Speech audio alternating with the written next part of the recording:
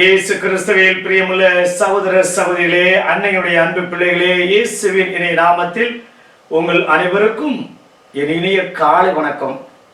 நீங்க எல்லாரும் நல்லா இருக்கணும், ஆசீர்வாதமாக இருக்க. இன்று ஜனவரி மாதம் 2ஆம் தேதி சிறப்பான விதத்தில் இன்று மாதத்துடைய முதல் செவ்வாய்க்கிழமை. புனித பதுவை அந்தோனியாருக்கு, புனித செபஸ்தியாருக்கு, புனித சந்தியாகப்பருக்கு, புனித வண்ணத்து சின்னப்பருக்கு மகிமையும் வணக்கமும் செலுத்தக்கூடிய ஒரு அற்புதமான நாள், இந்த அருமையான இனிமையான நாள். இந்த புனிதர்கள் அத்தனை பேரும் நமக்காக பரிந்து பேசுகிறார்கள். இந்த புனிதர்கள் வழியாக இந்த நாள் வரையிலே நாம் பெற்ற நன்மைகளை நினைத்து பார்த்து நன்றி கூறுவோம். இந்த புனிதருடைய பாதத்தில் இந்த ஆண்டினுடைய வேண்டுதல்கள், விண்ணப்பங்கள், கனவு, நம்முடைய எதிர்பார்ப்பு, நம்முடைய ஆசைகள் அத்தனையும் இந்த புனிதருடைய பாதத்தில் ஒப்பு கொடுப்போம். இந்த புனிதர்கள் அத்தனை பேரும் நமக்காக நிச்சயமாக பரிந்து பேசுவார்கள். அந்த புனிதர்களுடைய தோழமையோடு நாம் வாழ நாம் இணைந்து ஜெபிப்போம்.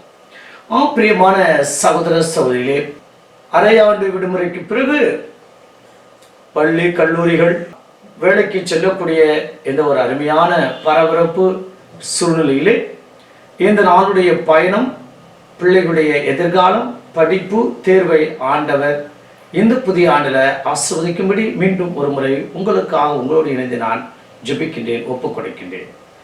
பிரியமான சகோதர சகோதரிகளே, ஒரு குரு மடத்தில் குருவாக தேர்ச்சி பெற வேண்டும் என்று அந்த மாணவர்கள் மத்தியில் எப்போதுமே சலசலப்பு, சண்டை சச்சரவு, போட்டி பொறாமை, காய்மகாரம், ஒருவர் கோல் சொல்லுவது, ஒருவர் குறை கூறுவது, ஒருவர் மதிக்காத ஒரு சூழ்நிலை, இவ்வாறாக பலதரப்பட்ட நிலையில் இருக்கக்கூடிய இந்த குரு மாணவர்களை என்ன செய்ய வேண்டும் என்று குருவுக்கு தெரியவில்லையா? அவர் பக்கத்தில் இருக்கக்கூடிய ஒரு ஞானியிடம் சென்று கேட்டார். இவ்வாறாக என்னுடைய குரு மாணவர்கள் மத்தியில் ஒரு நெருக்கம் இல்லை, ஒரு பாசம் இல்லை. அவர்கள் அத்தனை பேரும் குருவாக தேர்ச்சி பெற வேண்டும் என்று என்னிடம் பயிற்சி பெற்றுக் கொண்டிருக்கிறார்கள். சிலர்களாக இருக்கக்கூடிய நபர்களுக்கு ஒரு பொறுமை இல்லாத தன்மை என்றெல்லாம் கூற அந்த ஞானி கூறினாராம், உங்கள் மத்தியில மெசியா இருக்கின்றார். அந்த மெசியா யார் என்று நான் சொல்ல முடியாது, ஆகையால் நீங்க தான் அவரை கண்டுகொள்ள வேண்டும் என்று சொல்லி அனுப்பினாராம். ஒரு ஆசிரமம் திரும்பியவர் சீடர்களிடம் கூறினார்,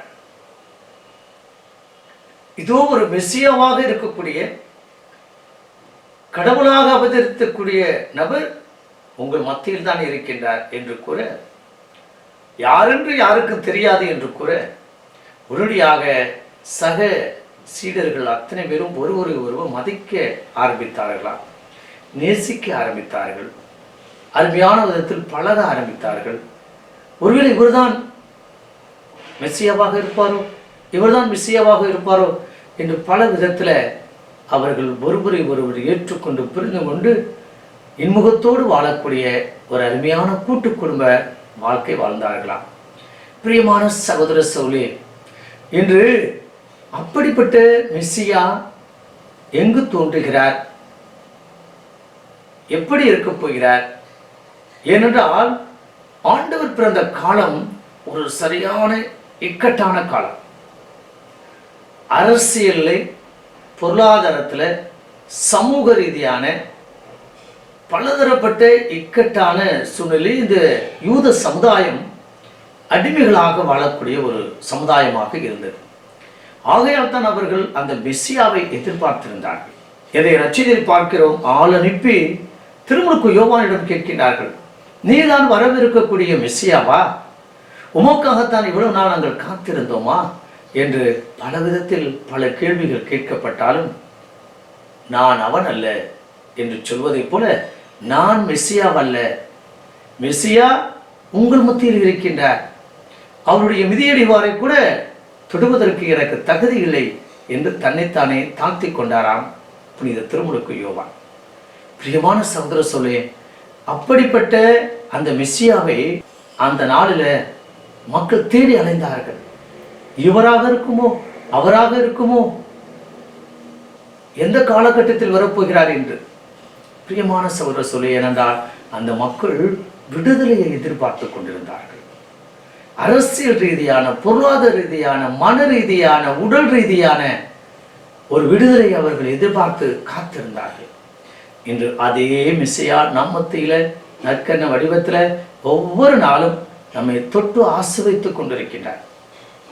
அன்று அப்படிப்பட்ட ஏக்கமும் தாகமும் அந்த இஸ்ராயல் மக்கள் மத்தியிலே இருந்தது. இன்று நாம் என்ன மனநிலையோடு அந்த நற்கண்ணை ஏற்றுக்கொள்கிறோம்? உயிருள்ள கடவுளை கூறுகிறோம்.